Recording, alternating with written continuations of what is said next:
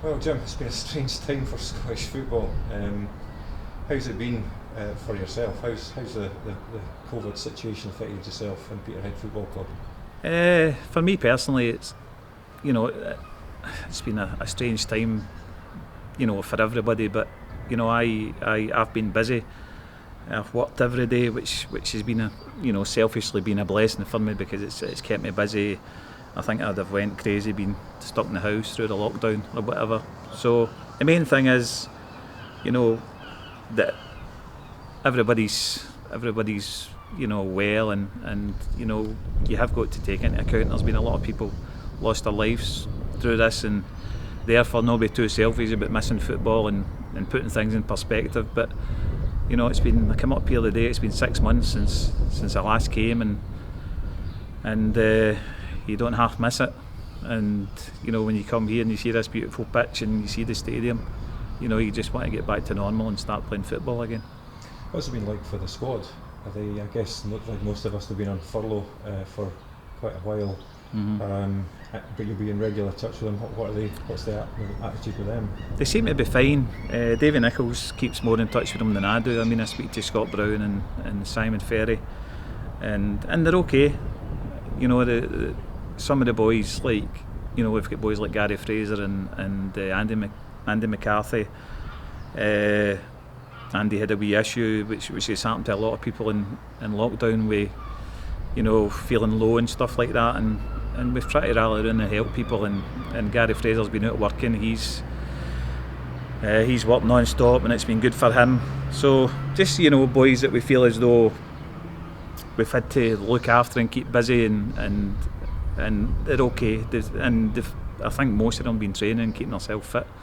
So it's been fine. I mean, I think at the end of the day there's always a worry out there for the footballers and the players that there's going to be obviously cuts at football clubs, and are they going to be victims? And there's no doubt that financially we're not going to be in the same place as we were before, so we're going to have to rely on some of these boys to play for less money than what they have done. Like myself, I'll work for less money than what I've been working for, and so we just need to hope that there's a lot of goodwill there, and hopefully next season things will get back to normal again. Yeah, I guess that's the concern, isn't it? I mean, everybody's in the same boat as far as that's concerned. Less money available, obviously less money coming into clubs like Peterhead, and it's going to impact all across the game.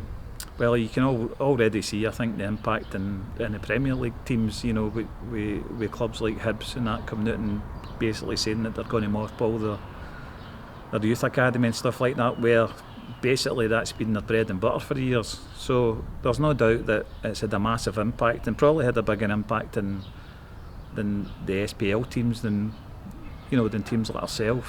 At the end of the day, the main thing is, and I've said it for the start, is that we survive, and that as a club we get a team in the park and we can be competitive, and being a 27 game league next year, it's important that that we kind of start well and make sure that we survive this year and try and rally around for next season again.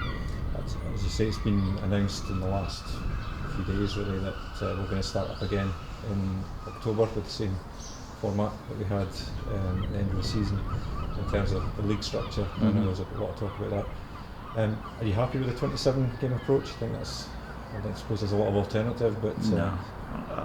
To be honest, I thought that was the only way ahead from a few months ago, where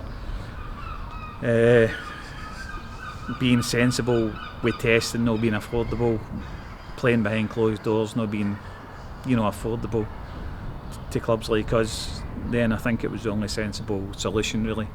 And we might have got here quicker, but for Partick and Falkirk being involved in the relegation and promotion issues and such like, and possibly getting promoted into higher leagues if reconstruction went the way they wanted it to go and stuff like that. So we're here now, and I think looking at the way it's going to happen, I think the Betfred Cup could be in the 3rd October or something like that starting.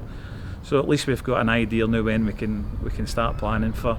I'm up here today speaking to the directors, and trying to make some sort of plans. It's not quite possible even to get as far as making budgets and stuff like that, but it's just having a general chat and seeing where we go.